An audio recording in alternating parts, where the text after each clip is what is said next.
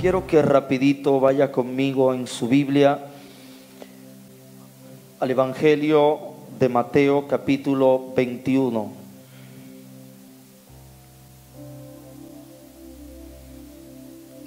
Mateo capítulo 21, verso 1 en adelante.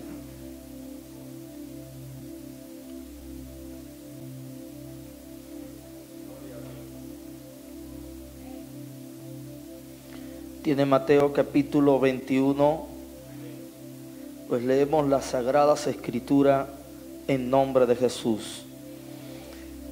Cuando se acercaron a Jerusalén y vinieron a Bet-Fagé, el monte de los olivos, Jesús envió 2 de sus discípulos diciéndoles: id a la aldea que está enfrente de vosotros, y luego hallaréis un asna atada y un pollino con ella. Desatadlos y traédmelos. Y si alguien os dice algo, decid: el Señor los necesita, y luego los enviará.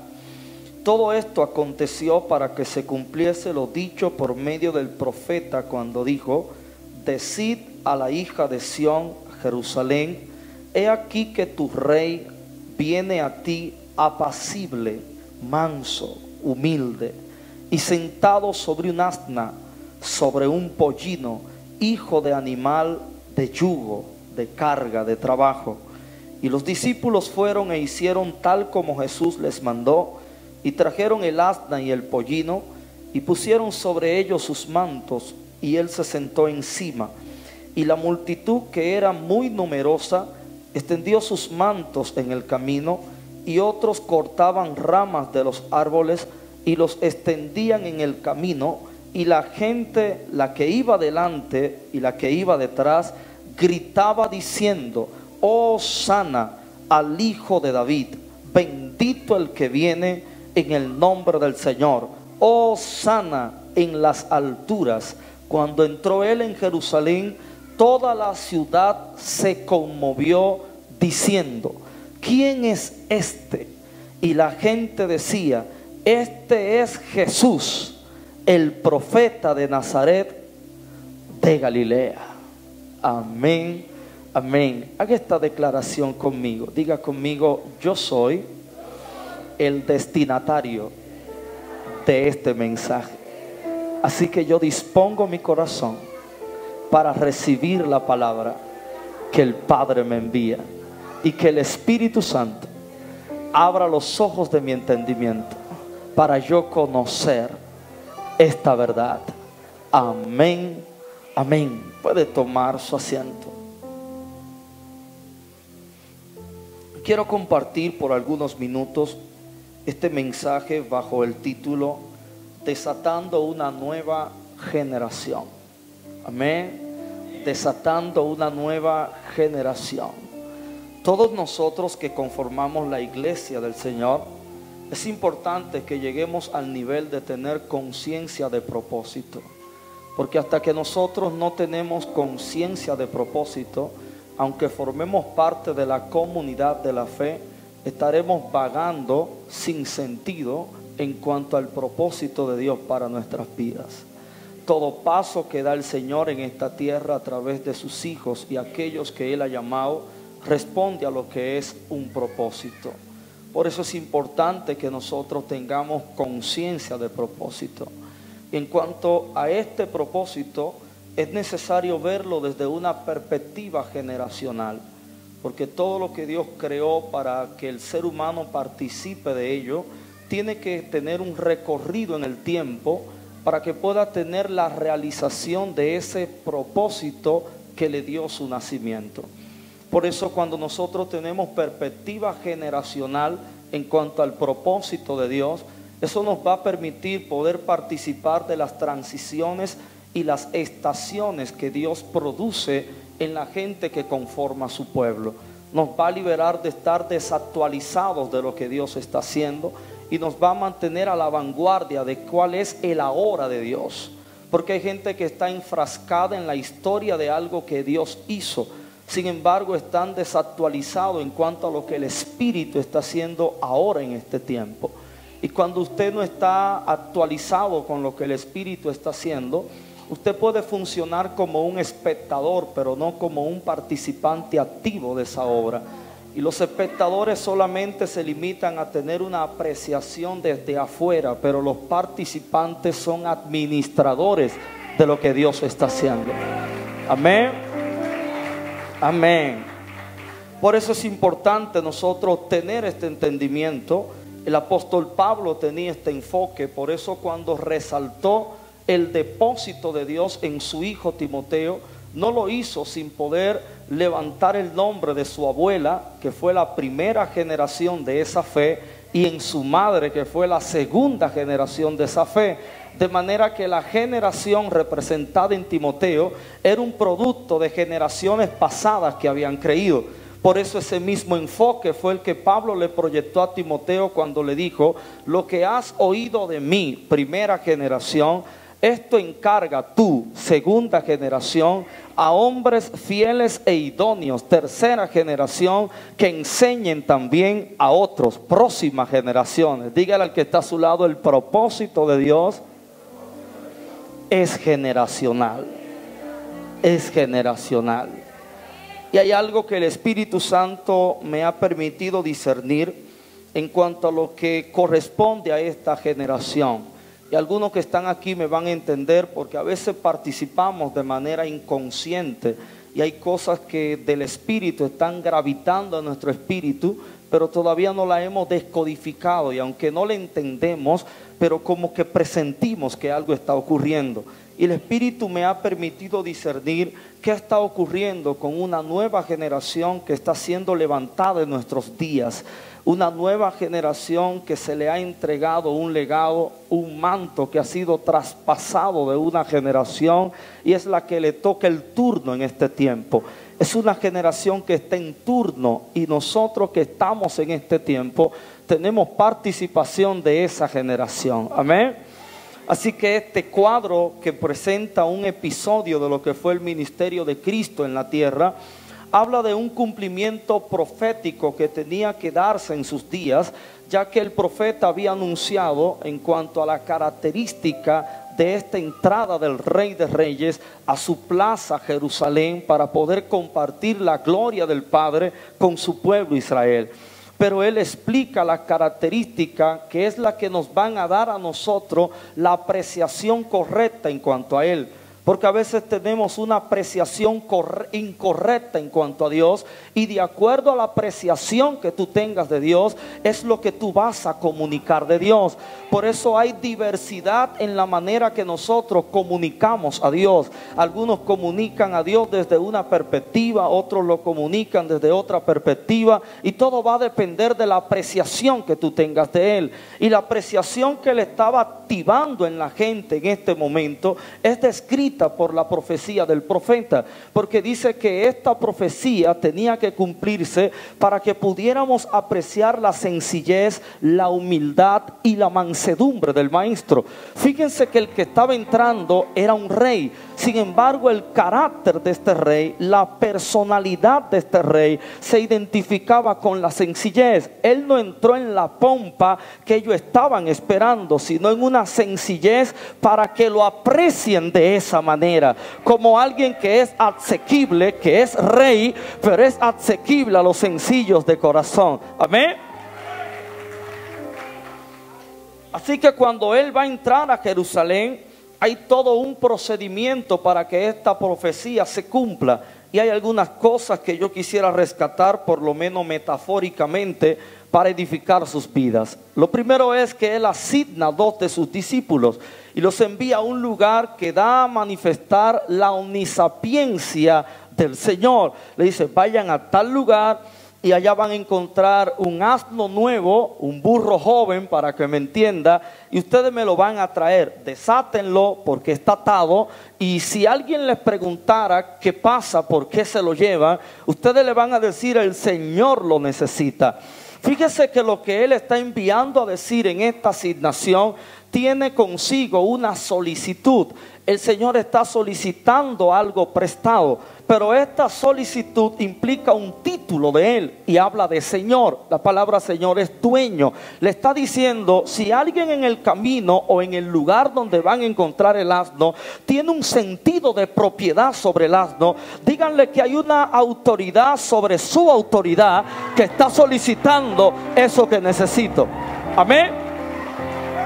Y lo que el Señor presenta como causa de esa solicitud es que necesite ese asno. El Señor necesitaba utilizar ese asno que había estado atado por mucho tiempo, que quizás su vida carecía de sentido, de realización, porque veía a su madre y veía a otros asnos realizándose en su naturaleza de asno, pero él estaba ahí. Algunos podrían decir que estaba estancado, yo le llamo que estaba reservado. Amén, amén. Y así hay mucha gente. Hay gente que se siente estancada y no se imagina que no están estancados, están reservados. El que está estancado está paralizado, pero el que está reservado está esperando un momento para el cual lo diseñaron. Amén, amén. Así que este burro estaba reservado. Y una característica de este burro es que no había sido utilizado, no se había estrenado, no estaba en uso. Nadie podía gloriarse, yo usé ese burro. Ese burro estaba reservado de manera exclusiva. Y el Señor necesitaba ese burro nada más y nada menos que para montarlo. Diga conmigo, para montarlo. Diga, para montarlo. Así que el Señor manda a buscar a este burro. Y cuando el burro llega, hay algo que a mí me despierta curiosidad en la narración de Mateo. Porque Mateo tiene una diferencia de la narración de Marcos y la de Juan, que coinciden en presentar este episodio. Y es que Mateo no omite el asno madre, sino que incluye la madre. Y yo me puse a preguntar de manera curiosa con la narrativa bíblica, pero ¿por qué la asna madre? ¿Por qué la burra madre tenía que ir? Y cuando me puse a analizar de manera en el orden natural, animal, era que para poder adiestrar este burro nuevo, que no tenía capacidad de sometimiento por el hecho que no se había estrenado, era medio lobo, había que enseñarle sometimiento, había que enseñarle obediencia. Y el ejemplo de la madre era un modelo para enseñarlo a él por dónde iba a caminar. Pero el asunto es que en estos dos burros hay una representación de dos generaciones. Hay una generación vieja y una generación nueva. Y este cuadro es impresionante porque cuando uno mira dos generaciones que coexisten en este tiempo, hablando de la iglesia, uno no ve el modelo de esos dos burros, sino que uno ve dos generaciones en conflicto. Una generación que su gloria es la experiencia y otra generación nueva que su gloria es su fuerza. Y la generación vieja que tiene experiencia tiene miedo de ser desplazada por la nueva generación. Escuche eso. Pero la nueva generación se ha levantado con una rebelión porque carece de sometimiento y no se quiere someter a la vieja generación. Y es lo que tiene un conflicto entre estas dos generaciones. Y este conflicto le ha cerrado la puerta de la salvación a muchos pecadores que necesitan al Cristo que nosotros predicamos. Así que tenemos una generación en un extremo que se gloría de su experiencia y no le quiere abrir paso a una nueva generación. Pero tenemos una nueva generación rompiente, dando pasos ilegales en conflicto e irrespeto con la vieja generación. ¿Cuál es la tarea de la vieja generación? No es pretender que la obra de Dios se va a enmarcar solo en su generación, porque estaríamos abortando la realización del propósito. Lo que la vieja generación tiene que jugar como papel es la intrusión de la nueva generación, enseñarle sometimiento. El problema es que la vieja generación en parte ha querido someter la nueva de manera dictatorial, y la generación nueva no se somete de manera dictatorial, sino ejemplar. Lo que esta nueva generación necesita no son dictadores, son ejemplos.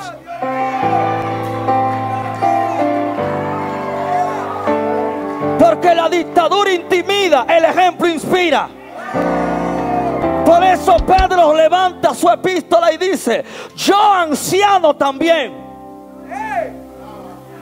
le hablo a los pastores que apacientan la grey del Señor.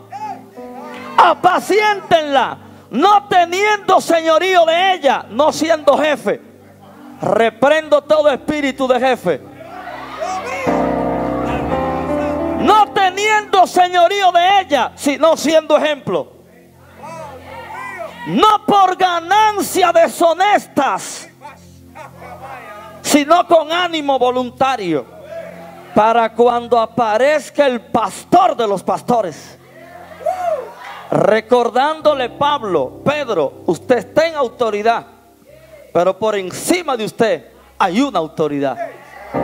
Usted observa el rebaño, pero usted lo observa el pastor de los pastores. Así que este asno viejo sirvió de instrucción al asno nuevo. Le ayudó a tener sometimiento. Y así llegó este asno nuevo a su destino para ser usado. Y el uso que el Señor le dio honró el asno. Y cuando Cristo iba entrando montado en este asno, ahí estaban los seguidores de Cristo. Había una mezcla de dos grupos. Un grupo que era identificado con Cristo, y otro grupo expectante, malicioso, perverso, que le andaba buscando la quinta pata al gato. Así que Cristo iba entrando, y todos sus seguidores empezaron a levantar palmeras y hacían una declaración profética: Hosana, que quiere decir sálvanos ahora, bendito el que viene en nombre del Señor. Había un reconocimiento hacia el Mesías, eran gente identificada con él. Pero Cristo no entró sin usar un instrumento en el cual se montó. El asunto es que cuando yo miro este cuadro y lo traigo al tiempo que la iglesia está viviendo, hay una nueva generación que ha estado no estancada, sino reservada, y ha estado esperando su turno. Y yo he venido como esos discípulos que Cristo mandó a desatar una nueva generación que está siendo distribuida en todas las naciones de la tierra. Hablo lo que el Espíritu está manifestando en este tiempo sobre la tierra. Hay una nueva generación siendo desatada en la tierra, dispersada en diversos ministerios, con diferentes medidas de gracia para producir el propósito de Dios en las naciones. Y aquí en Estados Unidos esa generación está siendo desatada en diferentes estados y en diferentes ciudades para manifestar la gloria de Dios. Ahora bien, hay una característica principal en esta nueva generación. Esto no es un asunto que por emoción usted se va a identificar y va a decir: yo soy de esa nueva generación. No es que usted se identifique, es que a usted lo identificaron. Es que ya esa generación está identificada. Para que me entienda, son las 7,000 rodillas que no han doblado sus rodillas ante Baales. Son gente que el temor de Dios habita en su corazón. Son gente que tienen un antivirus para que los virus carnales que andan gravitando en este tiempo no los contaminen. Son gente que ha guardado su corazón esperando el momento de su turno para ser montado por el Señor. Y la característica principal de esa nueva generación es que ellos reconocen que las palmeras que se están levantando, que los elogios que se están haciendo, que la adoración que se está entregando no le pertenece a ella, sino al que anda encima de ella. Es la generación del burro nuevo, la generación que Dios va a usar para entrar a ciudades. Así como Cristo entró ese burro para entrar a la ciudad de Jerusalén, hay una generación reservada para Él entrar a diferentes lugares. Es la generación que carga la gloria de Dios encima, que carga el reino de Dios encima, que carga la presencia de Dios encima. Pero es una generación humilde, que la apreciación que tiene del rey no es el trueno, el relámpago, sino la mansedumbre y la humildad para preservación de su corazón. Es una nueva generación que no permite que los aplausos se le dirijan a ella, porque la idea de Dios no es hacerte famoso, es Él hacerse famoso a través de ti.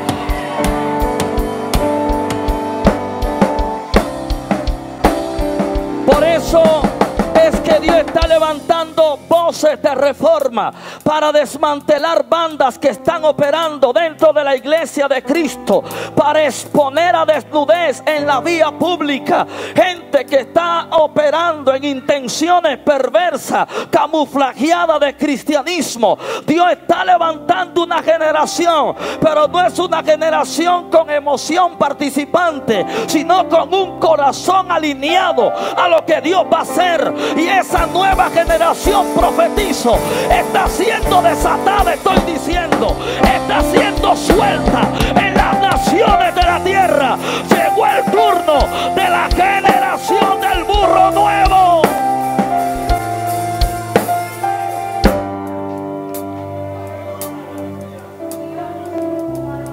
Esta generación que carga la gloria de Dios, que carga el reino de Dios, que carga la presencia de Dios, tiene las mismas características del profeta Eliseo. El profeta Eliseo en Segunda de Reyes capítulo 5 estaba viviendo tiempos de gloria sobre su asignación.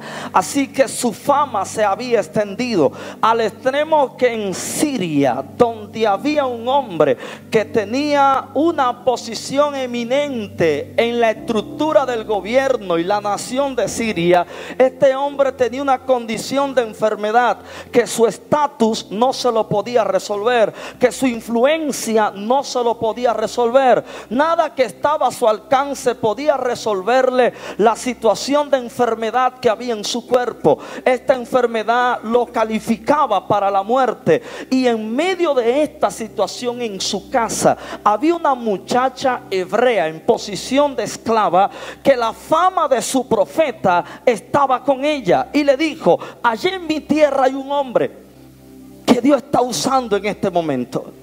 Es el hombre del momento que el Señor está usando para comunicar su poder en la tierra. Yo le garantizo que si usted lo lleva donde Él, su lepra va a desaparecer.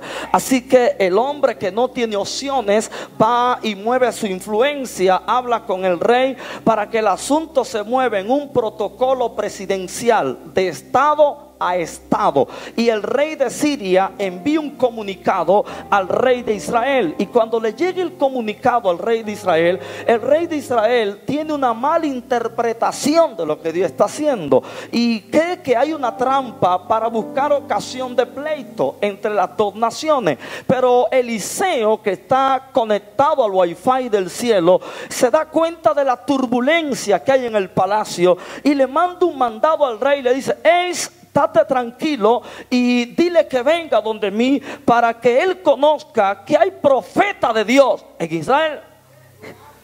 Hasta ese momento pareciera que Eliseo está buscando promoverse. Porque él no dice para que conozca que hay Dios en Israel, sino para que conozca que hay profeta en Israel. Pareciera que él se está promoviendo. Pero Eliseo da una cátedra de cómo es que se dan a conocer los profetas. Así que cuando Naamán llega donde Eliseo, Naamán llega con una mentalidad de acuerdo a la cultura de su nación, que los profetas son manipulados por los poderosos, que las prebendas y las ofrendas manipulan los mensajes de los dioses. Esa es la mentalidad que él tiene. Pero se acaba de encontrar con un profeta de otra especie, y cuando él llega donde el profeta, llega con toda la pompa del primero en jefe del ejército de Siria. Así que él espera tener un recibimiento alineado al nivel que él tiene. Él está esperando un protocolo alineado a su nivel. El asunto es que cuando él llega, el profeta hace algo para él inusual, y eso lo ofende. Le golpea una lepra que no se le veía, llamado orgullo. Hablaba el pastor de eso, porque la verdadera lepra de él era el orgullo. Porque el orgullo cierra la puerta de la libertad. El orgullo no deja que tú recibas la transformación y la sanidad que Dios te quiere dar. El pastor lo decía, porque no reconoce. Como no reconoce, entonces Dios lo humilla. Pero el humilde y que se humilla, Dios. Así que cuando él llega donde el profeta, ¿qué usted cree que él está esperando? Que el profeta corresponda y salga a recibirlo. Pero el profeta no salió. El profeta le envió un mensaje. Eliseo entendió lo que los profetas de hoy, lo que los predicadores de hoy parece que no hemos entendido: que el poder no está en la figura del mensajero, sino en el mensaje del mensajero. Eliseo hizo algo que nosotros debemos de imitar. Eliseo le envió el mensaje y no salió, pero eso ofendió a Naamán. Porque Naamán no andaba detrás de solución, andaba detrás de cámara y fanfarria. Por eso se ofendió y dijo: yo pensaba que iba a salir y me iba a recibir. ¿Y qué profeta es este? Me voy de aquí y oye, ¿para dónde me está mandando? Menospreció el mensaje y se fue. Pero en el camino lo convencieron sus sirvientes, y fue y obedeció a la mala y se entró. Y cuando vio la solución, entonces el profeta nunca tuvo que buscarlo. Ahora él va donde está el profeta.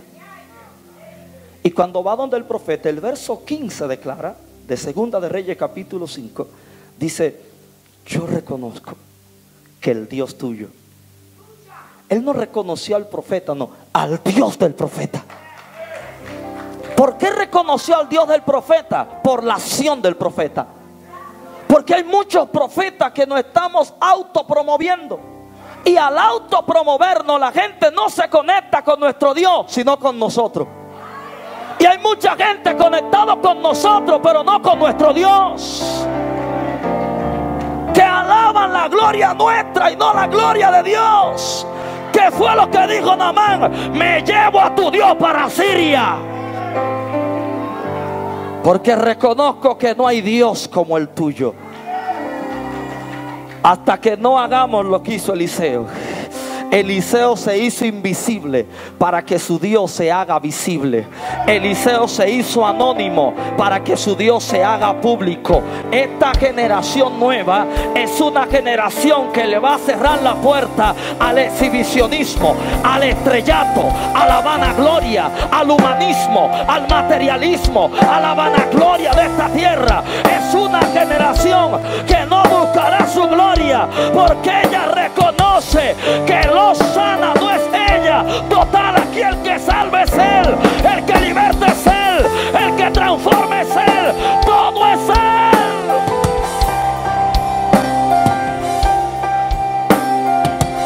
Entonces, ¿por qué afanarnos por llevarnos los aplausos, por llevarnos los elogios? ¿Hay un burro nuevo aquí? ¿Hay un burro nuevo aquí? ¿Hay un burro nuevo aquí? La gloria no es tuya. La gloria es del que tú cargas. La gloria del que va montado encima de ti. Tu honra es llevarlo montado a Él. Es lo próximo que Dios va a usar para entrar a las ciudades, para entrar a los estados, a naciones que están secas, muertas espiritualmente. Dios va a usar esta nueva generación para entrar su gloria, para